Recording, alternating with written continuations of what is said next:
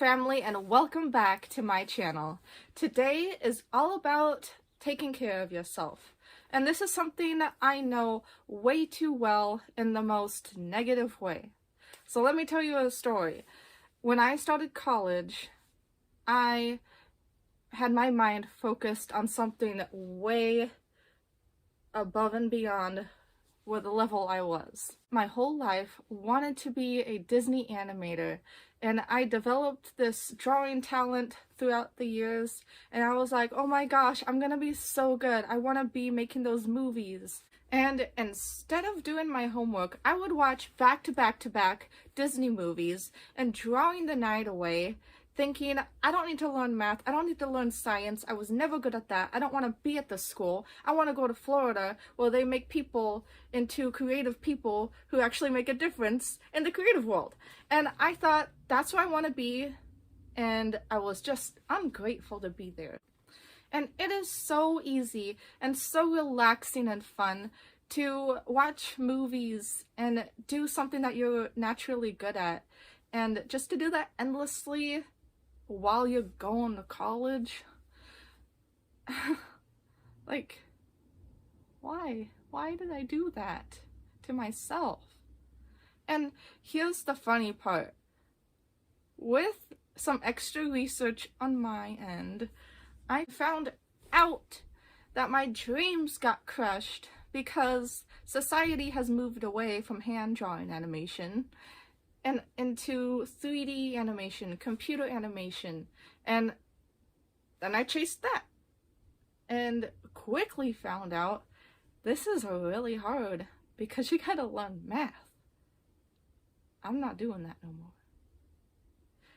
And it's really weird to say that I just threw away a talent, but I mean, I kind of lost the talent now. I'm not using it, and now I found other things that I feel satisfied in, and I feel like I'm chasing greater dreams. That dream that I had might have just been, just a childhood dream, because we all change our minds. Okay, let's talk about the stuff that we need to start doing. Take care of ourselves. So this society, as you know and experience, it's just go, go, go non-stop. I think it's so crazy that, like, even in the night, it's busy. So many of us are night owls, and so many people work jobs that require you to do overnight shifts. And then I have to wake up, well, not all the time, because I'm excited to go to work. I love my Starbucks. I wake up at 4 a.m. and do the entire morning until it's like 1 in the afternoon, and then I get to go home. But no matter what hours of the day or night that you are up, let's slow down together. And kind of thanks to chronic pain, I got a lot of systems in place to help. So let's start from the morning and then end at night. In the morning, I wake up to an alarm, and sometimes it's helpful for me to do self-care, like before I open my eyes. And it could be like deep breathing, or like to help me get up, I would sit up. I would just like prop up some pillows against the wall and then sit up and then like take 5-10 minute nap until my dummy alarm goes off, and then I get ready for work. When I thought about doing dummy alarms on my phone, it really made a difference in my promptness. And now that I've fine-tweaked it enough, it's working really good. And like not having chronic pain flare up intensely every day also helps. Alright, so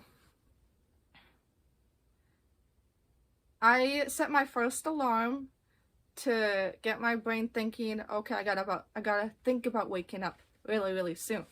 And so a handful minutes later, I'll do another alarm, which is my dummy alarm.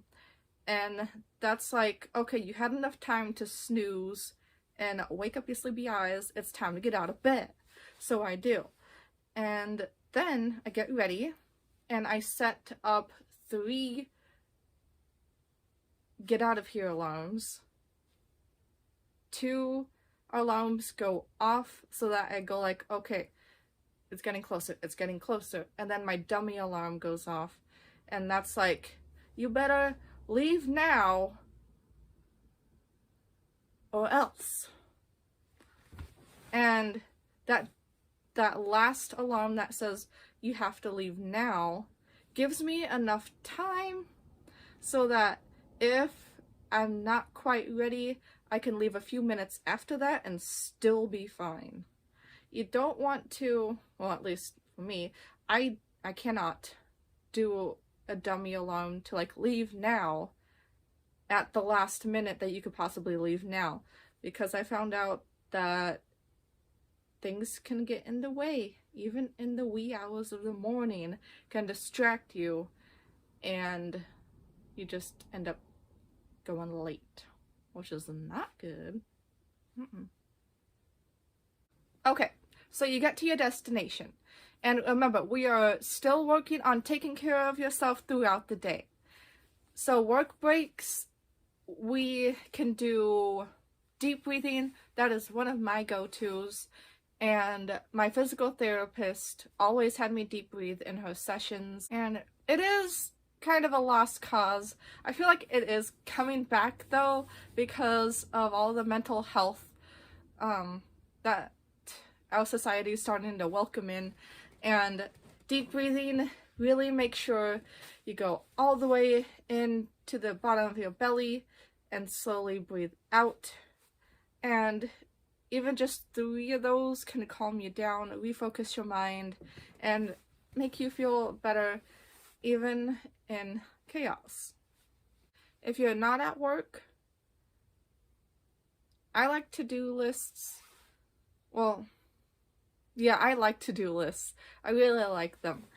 My personal life, I plan 1 to 2 months in advance, and I'm just crazy like that. I still write my to-do list on my days off, and I've seen people write their to-do lists and work from the bottom going up, and I think that's really cool, and also, I don't know, like, makes you feel more accomplished in a different way. And I like to do it from top down, because that's like highest priority to lowest, or make sure my errand trips are organized to the place I want to go first, second, third, so that I don't like zig-zag around the cities aimlessly. Alright, now let's talk about end of the workday, end of your errand trips. And I think all across the board, everyone gets exhausted after some big thing like that.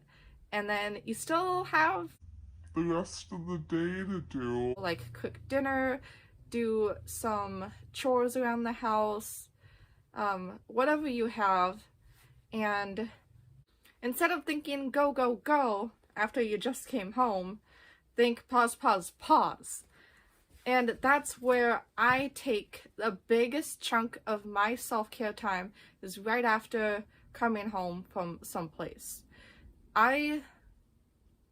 Because of my condition, I have to completely change my clothes, lay on the bed, do the stretching, the other types of self-care that my doctors have given me, and do that for like depending, like 20-30 minutes, and really just telling yourself,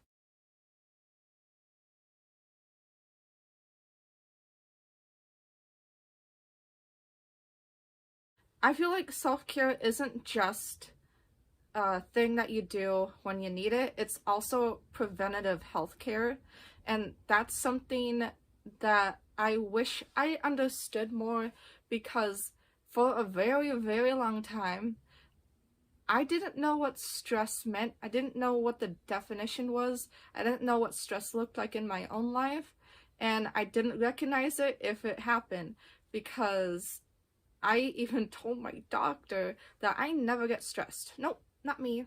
Those kinds of prerequisites like the mindset, the behavior, and just so happens to be me who gets this chronic illness. And so remember to take care of yourself, because I care about all of you guys. And one of the big messages I want to spread around is to not take your health for granted, because that's what I did for a very long time. And it's hard to say, but like me thinking before I got chronic pain, I would be thinking about people who have that, like, gosh, you just gotta push through the pain. And here I am pushing through the pain as hard as I can, and some days it gets the best of me, and sometimes people have it worse off than others. Sometimes it's never ending, never stopping. I am glad I do get small breaks, but the bad days, the bad flare-ups are the worst. I honestly cannot say how much it changed my life because of the perspective it gave me about living. Just seriously, just living. Like, you never know when something can turn around in your life. So, like, it's best to take care of yourself now, while you can, because you'll regret the times that you haven't. And remember to take joy in the hardships. Really experience joy when joy is given to you. And think about life as a painting. And a painting has 1,000 words. A painting has 1,000 perspectives. And a painting has 1,000 different beliefs. You can choose which one of those viewpoints you want, and you have to live it out. Because living in misery is so crazy not great. And even me making a YouTube video trying to be open about my chronic pain, I still cringe because I don't think I can talk about it. Like, I can't be 100% transparent with you guys because of the location of my pain, and it's just not talked about. I mean, there is statistics that women do not want to talk about this condition with their doctor because it's too embarrassing. And I've had several doctors that did not take this seriously, and it's a major problem. I hope one day I can be transparent about what is really going on, because I mean, that's the reason why I started this, and I don't want to like cover up like it's just chronic pain, you'll understand, but you don't understand unless you have it. And like, I want to be able to share it. I think that'd be great. Wow. Deep breathe. I think you guys would understand if I'm having a hard time describing what kind of chronic pain that I experience. But you are welcome to interact with me and tell me that it's okay to talk about things that are scary, or I do not want to hear about that. And I'll just, I don't know, I need people to help me, to help you. That's it. Okay, now that we've reached the end of the video, the last point I want to talk about is bedtime. And like, I feel like there's so much advice out there about bedtime routines, so I'm just gonna leave you to figure that out for yourself. But the tip I have is to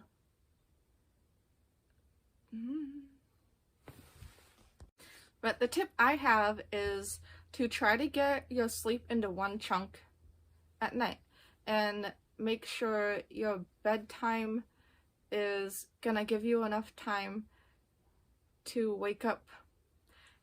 Let's make a goal at least kind of refreshed, because I know it's so hard to even like feel refreshed. And right now, I'm at a point where I'm like kind of refreshed, and like that's better than not refreshed at all, which I used to do. Like get 4 or 5 hours of sleep and then sleep the 3 hours in the middle of the day. And from what I've heard, it's best to just get that one chunk taken care of together instead of like mini sleep episodes. So, thank you for watching this longer video, and I will come up with something super cool at the V Live next time.